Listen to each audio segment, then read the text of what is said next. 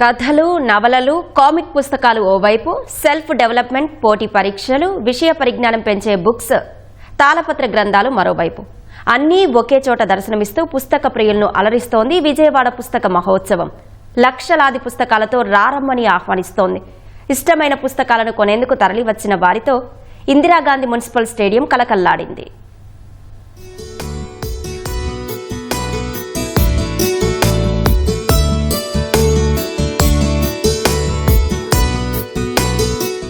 పుస్తక ప్రియులకు వరంలా మారింది విజయవాడలోని బుక్ ఫెస్ట్. 36వ విజయవాడ పుస్తక మహోత్సవంలో 240కి పైగా స్టాళ్లలో లక్షలాది పుస్తకాలు అందుబాటులో ఉంచారు. నవలలు, జీవిత చరిత్రలు, కథల పుస్తకాలు, ఆధ్యాత్మికం, విప్లవ సాహిత్యంతో పాటు విద్యార్థుల చదువులకు అవసరమైన పుస్తకాలు ఆకట్టుకుంటున్నాయి. డ్రగ్స్ వినియోగం వల్ల కలిగే నష్టాలను వివరిస్తూ ఈగల్ టీం ప్రత్యేక స్టాల్ ఏర్పాటు చేసింది. ఏపీ గ్రంథాలయ శాఖ ఆధ్వర్యంలో ఏర్పాటు చేసిన స్టాల్లో ప్రదర్శించిన తాళపత్ర గ్రంథాలు ప్రత్యేక ఆకర్షణగా నిలిచాయి. ఆదివారం వేలాది మంది పుస్తక ప్రియులు తరలి రావడంతో పండుగ వాతావరణం నెలకొంది. యువత పెద్ద ఎత్తున పుస్తకాలను కొని తీసుకెళ్లారు. నేను నా 9th క్లాస్ నుంచి ఫెస్టివల్కి వస్తున్నాను అండ్ ఎవ్రీ ఇయర్ ఏదో ఒక బుక్ తీసుకుంటాను.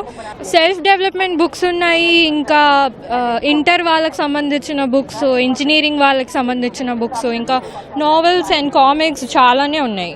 మేము స్టడీస్లో తెలుసుకోలేనివి కూడా ఇక్కడ వచ్చి బుక్స్ చూసి చదివి తెలుసుకుంటున్నాము. లైక్ కొత్త సైంటిస్ట్స్ గురించి, ఫ్రీడమ్ ఫైటర్స్ గురించి ఇంక తెలియని విషయాలు తెలుసుకుంటున్నాము. ఇదొక ఫెస్టివల్ లాంటిది. ఆథర్స్కైనా రీడర్స్కైనా మీరు ఇన్వెస్ట్ చేసే కొంత టైం మీ లైఫ్ని కూడా చేంజ్ చేయొచ్చు. సో అది ఏ పుస్తకం మీ దారిని మలుపు చేస్తుందో ఎవరికీ తెలియదు. సో మీరు వెతకండి, మంచి పుస్తకం ఖచ్చితంగా దొరకచ్చు.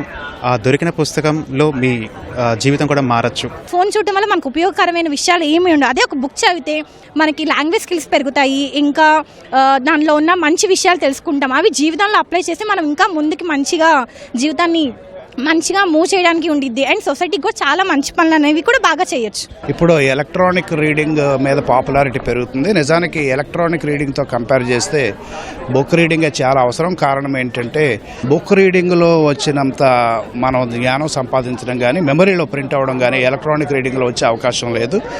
ఈరోజు ఈ విజయవాడ పుస్తక మహోత్సవానికి వేల మంది, లక్షల మంది తరలి రావడం చాలా ఆనందంగా ఉంది. భవిష్యత్తులో కూడా బుక్ రీడింగ్ పెరగాల్సిన అవసరం ఉంది. సత్యానికి దగ్గరగా, సంచలనాలకు దూరంగా ఉండే రచనలు పెరగాలని మాజీ ఉపరాష్ట్రపతి వెంకయ్యనాయుడు అన్నారు.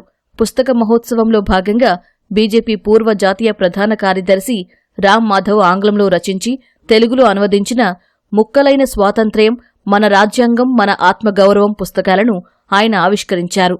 పుస్తక పఠనం ఆవశ్యకతను వివరించారు. పుస్తకం హస్తభూషణం అన్నారు మన పెద్దలు. అంటే చేతికి అంతకంటే గొప్ప ఆభరణం ఉండదు. చేతిలో పుస్తకం ఉంటే మనిషికి ఒక ప్రత్యేకమైన గౌరవం.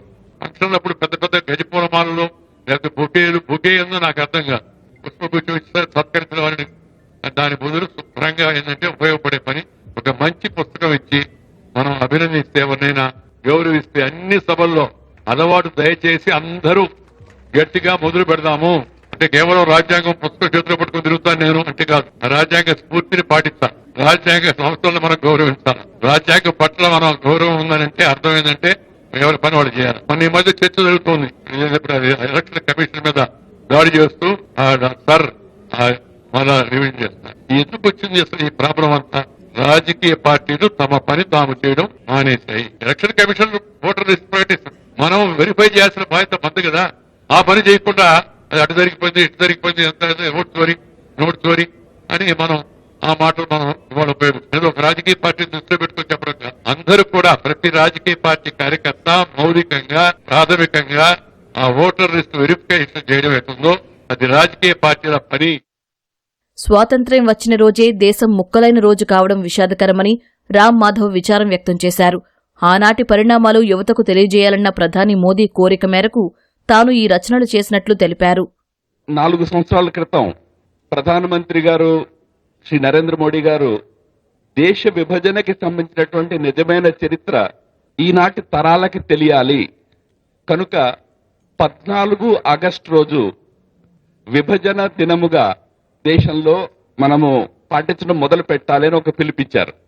పార్టిషన్ ఫ్రీడమ్ అనే పుస్తకము ఆ పిలుపుని ఆధారంగా చేసుకుని ప్రజలకి ఆ చరిత్రని తెలియజెప్పే ఉద్దేశంతో రాసిన పుస్తకం అది.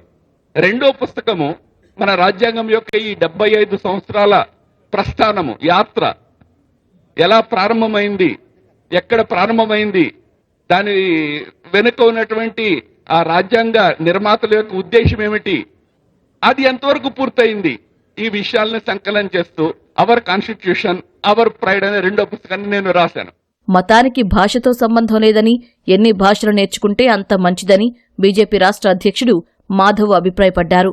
పుస్తక మహోత్సవంలో భాగంగా ఉర్దూ పుస్తక ప్రదర్శన స్టాల్ను ఆయన ప్రారంభించారు. ఆంధ్రప్రదేశ్ ఉర్దూ అకాడమీ 50 సంవత్సరాలు పూర్తయిన సందర్భంగా వాళ్ళు సెపరేట్ స్టాల్ ఇనాగ్రేషన్ రావటం జరిగింది. చాలా సంతోషం. ముఖ్యంగా ఉర్దూ అకాడమీ వాళ్ళ యొక్క స్లోగన్, ఉర్దూ అనేది ముస్లిమ్స్ యొక్క భాష కాదు, అది ప్రజలందరి భాష. ఏ భాషకి మతం లేదు, అన్ని భాషలు అందరూ ప్రతి మానవుడు మాట్లాడొచ్చు. ఆ విధంగా సంస్కృతం బ్రాహ్మణులని, ఉర్దూ ముస్లిమ్స్ అని, ఇంగ్లీష్ ఇంకోళ్ళ వాళ్ళని ఈ విధంగా నామకరణం చేసి ఆ విధంగా ఆ భాషని సంకుచితం చేసే ఒక ప్రయత్నం జరుగుతుంది. కనుక ఇవాళ విస్తృత స్థాయిలో మనం భాష సంబంధించిన అంశంలో ముందుకెళ్ళాలి. మరీ ముఖ్యంగా తెలుగు భాష ఏదైతుందో అది ముఖ్యంగా మన ప్రాంతం యొక్క జీవనాడి. ఎన్ని భాషలు వీలైతే అన్ని భాషలు నేర్చుకోవడం కారణంగా మనిషి యొక్క అన్ని రకాల ఉన్నతి జరుగుతుంది. పుస్తక మహోత్సవానికి విశేష స్పందన వస్తోందని నిర్వాహకులు తెలిపారు. ప్రతి ఒక్కరూ పుస్తకాలను కొని చదవాలని కోరారు.